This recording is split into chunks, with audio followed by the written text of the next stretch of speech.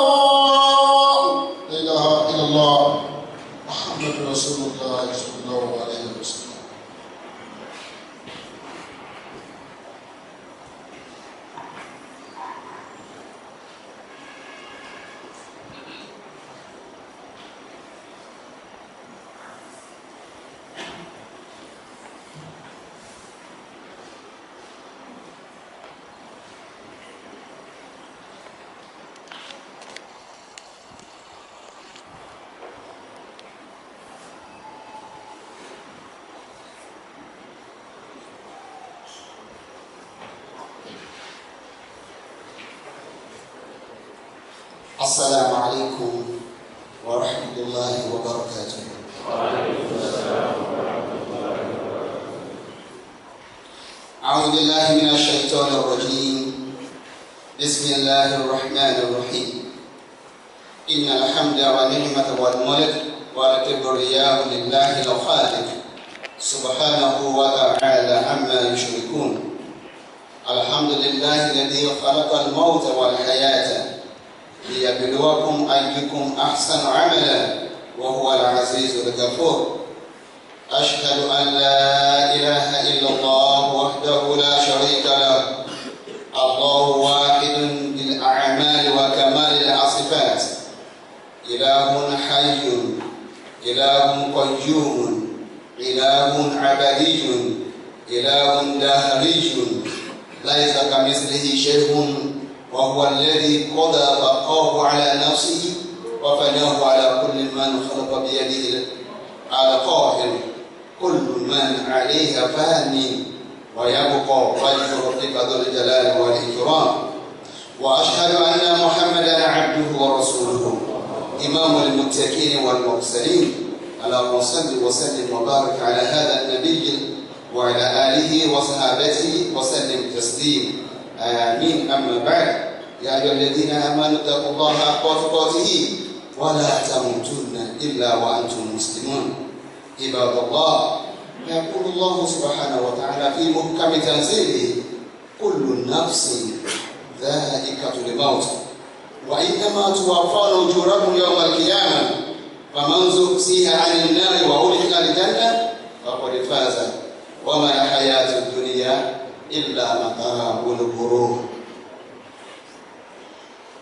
وفي حديث نبوي يقول رسول الله صلى الله عليه وسلم في حديث عن قتادة عن أنس رضي الله عنه عن النبي صلى الله عليه وسلم قال: العبد إذا وضع في قبره وتولي وذهب أصحابه حتى إنه ليسمع قرع نعاليه أتاه ملكان فأبعده ويقولان له ما كنت تقول في هذا الرجل محمد صلى الله عليه وسلم فيقول أشهد أنه عبد الله ورسوله فيقول انظر إلى مقعدك في النار أبدلك الله به مقاعد من الجنة.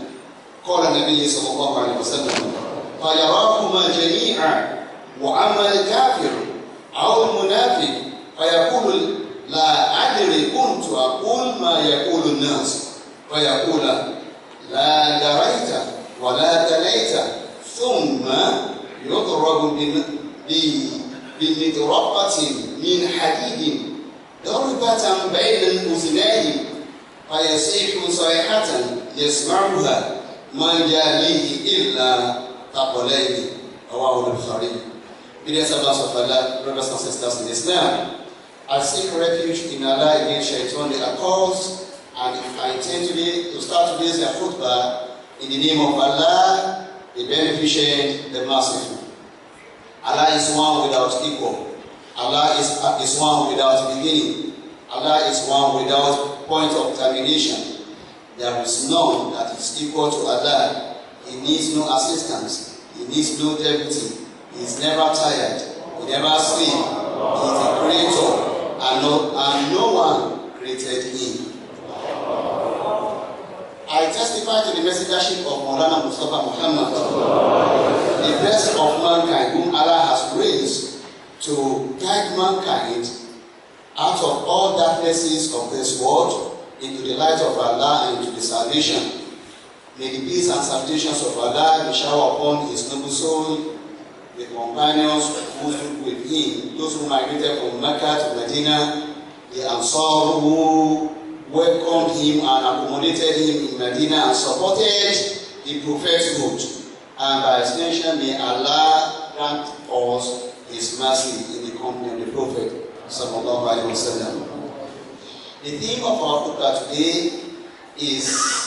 could be guessed by all, considering what befall the community this week. We were bereaved by one of us in person of Professor Sheikh Ahmed Jumaat. May Allah be pleased with him. Therefore, the theme of discussion, each time we have such situation where we are bereaved, we always want to punctuate our discussions so that if we do not take lesson from life happenings, if we do not take lessons from issues that are documented that are being raised in our khutbah, let us also punctuate our life, our activities, and reflect over what death signifies. Death is inevitable. It is a passage to another destination. Every soul must pass through it. What one experiences along the passage is a function of one's preparations. The instructions of the journey along this platform is that when you start, you don't stop. When you are going, you don't turn back. You continue to go until the end of the road, which ends into either paradise or hellfire. Death is the starting point of the hereafter, like birth is the gateway to this present life. What individual experience in this life is predestined, and man struggles to actualize it when he comes to this present life. What one will experience in the hereafter is the product of one's efforts and activities while in this present life, and that will terminate either in paradise or in hellfire. Obedient servants of Allah, brothers and sisters in Islam, Professor Sheikh Ahmed Jumaat, he came to this world like each and every one of us were born into the world. The record available to us was born on 28 February 1944, about 70 years ago. He died on 19/5/2014, making it a lifespan of 70 years plus few months. He attained both Islamic and Western education. Any average Ilorin indigene would go through Islamic education first and foremost. He was exposed to that, and he also learned the Western education. He had his Master of Education in Education Psychology in 1971, PhD in 1977, and is a man that understood a minimum of 4 languages: Arabic. He reads Arabic fluently, speaks English fluently, French, and Yoruba, among other languages. He has won several awards, and above all, he was given the award of OON. He attained the peak of his career as a professor in 1995. That's some 19 years ago. He became professor. He has held several positions.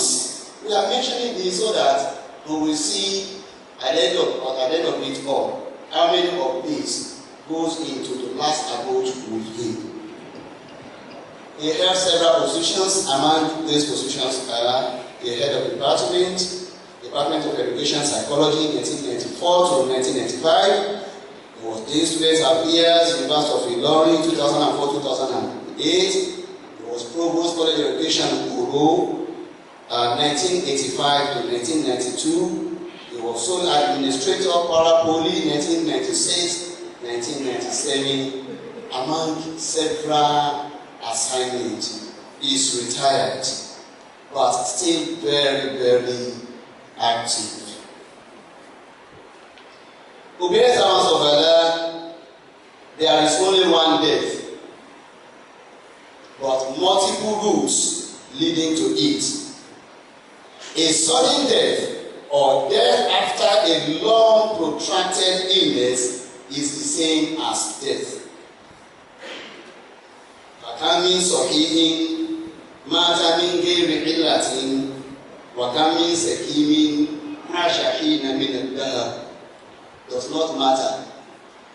Is on the sick bed, is sick bed breathing, is having terminal illness, and a death like that of Professor Shehu Ahmad Jima, who died in active service, actively working out, driving himself. He has shades of activities on resolve. He wants to do that to do tomorrow, to do next week. Even the inaugural lecture of yesterday, got the text message a little after his death. He replied him when he was invited, said, "Inshallah, I shall be there." And he was not to be there. He left home to return. Some few meters away from the house, death came, and people are looking for what was the cause.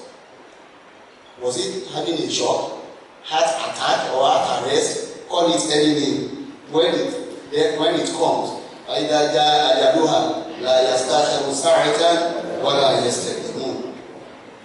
the common denomination is that everybody and all living beings will eventually die.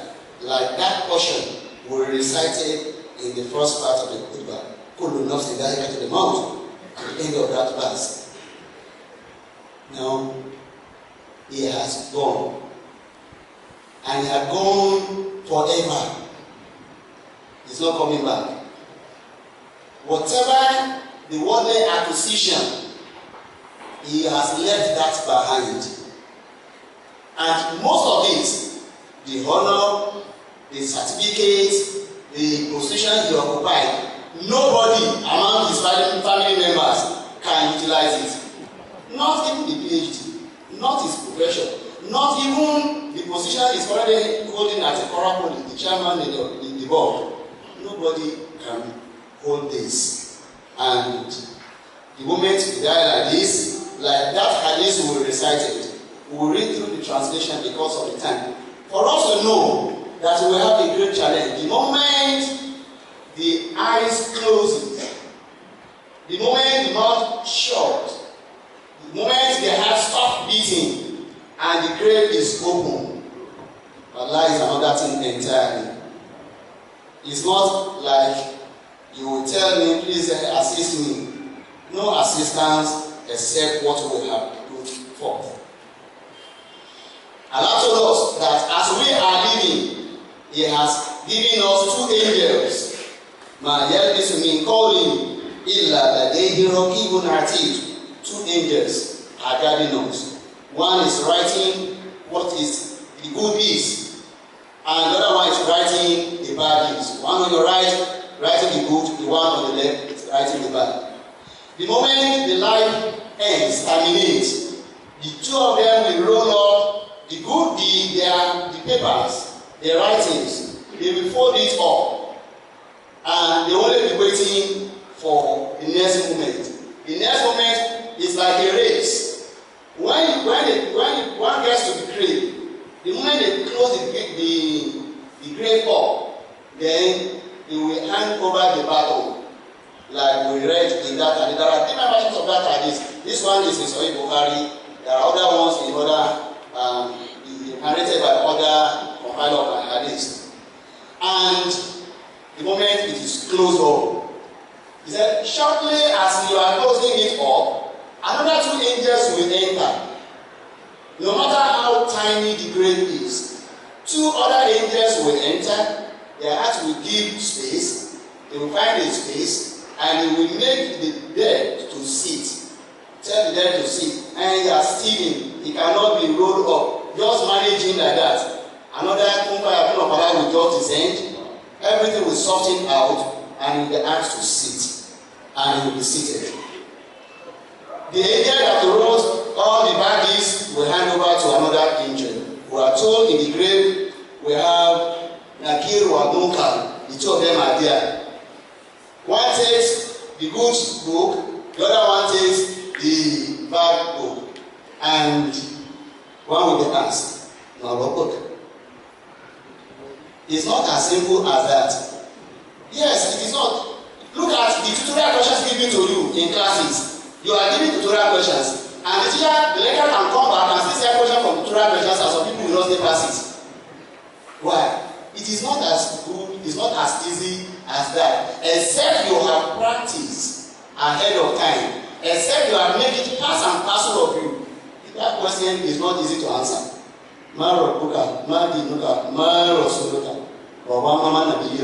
All these questions will be asked. And for Muslims, we'll be able to say Allah is His Lord, and Islam is His deen, Muhammad is the messenger, and he is the prophet. In this Qadwan we read, they will bring the photograph, the picture of the prophet, and it will be shown. Who is this person? The person that you have not seen the Muhammad before. But that day, because you believe in him, you will recognize Muhammad sallallahu alaihi wasallam. But those who denied him, what would they say? I heard people saying that he was a messenger sent. The angel will ask, did you believe in that? I only say what they said. And you didn't take any guidance from the book sent through him. And this person, Muhammad sallallahu alaihi wasallam, it's not fiction that he's just talking. He said, one of the angels will just take a heavy hammer and blow his head between one ear to the other. And everything that is on earth will hear the sound except mankind and jinn. Because he will cry, he will shout, he will wail, but nobody, even human being, our ears are blocked to that. We can't hear. The sound will be so terrible the way it will be. If it's a Muslim that he has answered that, the Prophet told us instantly. In another tradition, he said, he will ask the angel, prepare a bed from paradise for him, clothe him with cloth from paradise, open the door to paradise for him, and from there, they will show him his abode in hell. He will see his abode in hell, and the angel will tell him, Allah has replaced this your abode in hell with this place in paradise for you. And that's why he said, for every soul, human being and jinn, there are two places for us, one in paradise, one in hell. No accommodation in Tanker Okodo does not arise. Everybody will have enough and more than enough. One sufficient, spacious in paradise, another one spacious in hell. Therefore, what are you going to do to earn your place in paradise? And the Prophet told us, on the day of judgment, the excesses, your own place and my own place in hell, it will be bequeathed to the people of hellfire. Pray Allah, we only have a place in paradise to reside. Yes, it is a me, but it goes beyond that. What are we doing? What is our preparation? Human being like him, the day he died, about 200 other souls went away in this Nigeria by few clique of people, just thinking that they are worshiping Allah, whereas they are doing this service to themselves as if they will not die also. For what reason will a man have the audacity to go after another soul, a soul that you don't even know has not offended you, there is no quarrel between you, and you just take the life like that? Is that not the same type we are doing? Character assassination, backbiting, slandering, cheating, stealing, all those activities are amongst us here. And we say, Amen, for our abode in paradise. Exam is coming. We still see whether we are preparing. Because the Sheikh did not know that he's living that way. He was not aware of it. He got home, no sufficient food, according to one story. I said, we see many things to do this night. He went out to buy some fuel. He never got back home before he get catch up with him. Whatever we are doing, there to be calm, back and unexpectedly to man, but blessed by Allah. They said angel of death came to Prophet Musa Salam, which was then in an hadith, and when he got to Prophet Musa, we know Prophet Musa, how audacious he was. Who are you? Said, I'm angel of death. I've come to take your life. My life, he gave him a very deadly slap. Sharp. And the angel ran back to Allah. He got to Allah and said, your servant that you said that you take his life, this is what he did to me. Then Allah commanded the angel, go back to my servant and tell him he should put his hand on an ox, a donkey. Let him put his hand there. And by the time he removes his hand, all the number of strands of the ears on the donkey will be, each one will be equivalent to one a year, multiplied by the number of 4 that his hand can touch. That is an additional number of years I'm giving him. And the angel went back to Prophet Musa. He got to Prophet Musa, and Prophet Musa said, what are you looking at? He said, your Lord said, I should tell you, he has a good tidings for you. What is that? He said, you should do this, and that will be added to the number of years you are spending. He said, after that number of years, what will happen? He said, we come back to come and take your life. If you are coming back to take my life, better take the life now. Take the life now. That is why that poet said, if you have spent If you have spent 1,000 years, ثم عرف عبادها لا بد من يوم تفيض إلى القبر. One day you eventually enter into the grave. يا أيها الذين آمنوا اتقوا الله وقولوا قولا سديدا يصلح لكم أعمالكم ويغفر لكم ذنوبكم ومن يطع الله ورسوله فقد فاز فوزا عظيما.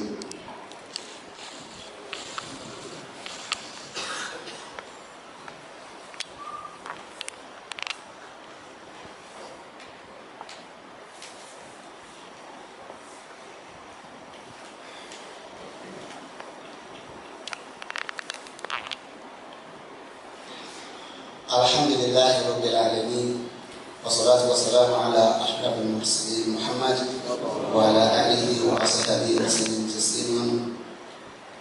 أما بعد، يقول الله سبحانه وتعالى: وما جعلنا لبشر من قبلك الخلد أفإن مت فهم الخالدون كل نفس ذائقة الموت ونبلوكم بالشر والخير فتنة وإليه ترجعون. إن الله يأمر بالعدل والإحسان وإيتاء ذي القربى وينهى عن الفحشاء والمنكر والبغي يعظكم لعلكم تذكرون. In the second part of the khutbah, let us prepare our abode and let us know that Allah will give the glimpse of what is happening to individuals in the grave, even to mankind while we are on earth. We know that to some people, we are already expecting that why has Allah not taken these people's life? Let them die and leave this world. They are terrorizing us too much. And Allah leaves them. And some people will die and people will be grieved. Everybody will have a good thing to say about that person. Maulana Mustafa Sallallahu Alaihi Wasallam. This was also reported by Anas bin Malik. He said they were going in the company of the Prophet Sallallahu one day in the heart of Medina, and some of them were advancing. Then the Prophet, they got to a grave, and a corpse was taken across. They saw the corpse taken, and when they saw it, they said they were talking very good, nice thing about the person. This man died. This person is generous, very good, help people, all good things they were saying about it. And the person said, "It is so." Whatever, and they continued. Another one was also passing. He said, this bad man, he lived as if he will not die. He terrorized everybody. He humanized. He cheated. He is a corrupt. All this he said about bad things about him, and he said the same thing. That is also true. They now asked him, why did you say you use the same word for the two of them? What is happening? He said, don't you know that you are the witnesses of Allah on earth? That what you have said about him, for the first person you said nice thing about him, paradise is abode. And for the second person, you said bad thing, you express his character, natural character, and also hellfire is also his own abode. Therefore, be the servants of Allah. Let us know that we are witnesses to one another, and whatever we say of our dead person shall be taken as high account of his person and what he represented on earth. The angel recorded that for him. Human's reactions when the news is heard about the dead person is an involuntary action or reaction and represent the true nature of the dead person. If he was good, nice things will be said, and if otherwise, that will be said about him. While alive, for every individual and nation, we have our down time and we have the up time. Our down time was the time when Professor Sheikh Jima was brought on board to chairman the affairs of this Muslim community of ours, the University of Unilorin. He did his best. He took the Muslim community to a height that is envied and he served the community. That is what we can say minimally about him. Other people will see some other good side, and that was reflected when he was buried. Very simple way, and multitude that will be asking, what has he given to this? He has served humanity meritoriously, and people said good things about him. We pray and beseech Allah subhanahu wa ta'ala to accept his return back to him. May Allah forgive his shortcomings, overlook his iniquities, and admit him into his rahmah. اللهم اغفر ربك الشيخ حامد جمعة وارحمه وعصم مدخله واكرم نزله واغسله بالماء والثلج والبرد ونجه من الخطايا كما ينقى الثوب والابيض من الدنس والحقه بالصالحين يا رب العالمين يا ذا الجلال والاكرام. ربنا لا تؤاخذنا ان نسينا او خطانا ربنا ولا تحمل علينا اسرا كما حملته على الذين من قبلنا ربنا ولا تحملنا ما لا طاقة لنا به واعف عنا واغفر لنا وارحمنا أنت مولانا فانصرنا على القوم الكافرين. أقول قولي هذا واستغفر الله لي ولكم وسبحان ربك رب العزة عما يصفون وسلام على المرسلين والحمد لله رب العالمين.